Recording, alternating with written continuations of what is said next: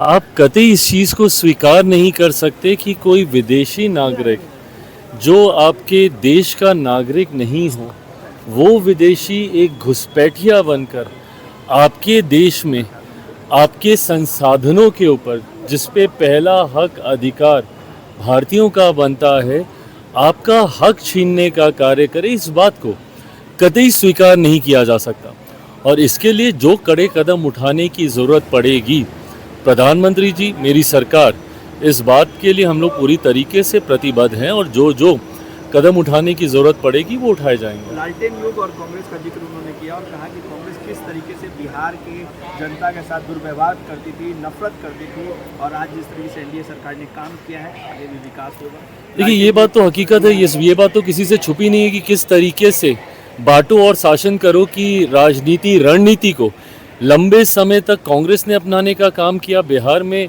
जो एक क्षेत्रीय दल है राष्ट्रीय जनता दल, वो तो भाई एकदम सीने पे तमके की तरह चमका के ही चलते हैं इस बात को, जिसमें क्षेत्रीयता, जिसमें जातीयता और सांप्रदायिकता को बढ़ावा देने की बात की जाती है, MY समीकरण का जिक्र किया जाता है। वहीं दूसरी तरफ हमारी सरकार है जिसने हमेशा सबका साथ सबका विकास की बात की है। आज भी भाई उस मंच पे आप लाभार्थियों को देख लीजिए, उन लाभार्थियों की सूची को देख लीजिए। क्या उसमें जब घर बांटने की प्रधानमंत्री आवास योजना के तहत जब घरों की चाबी दी गई, उसमें मुझे बताइए ना कौन सा भेदभाव किया गया। सांप्रदायिकता को आधार बनाकर ये लोग बोलते हैं कि धर्म के आधार पर हम लोग बांटने का काम करते हैं। क्या उस मंच पे आपको धर्म के आधार पर भी कोई भेदभाव आपको देखने को मिला? तो ऐसे में जो लोग बांटने की राजनीति करते हैं, उन्होंने ही हमारे देश का और हमारे प्रदेश का खास तौर पे सबसे ज़्यादा नुकसान किया है।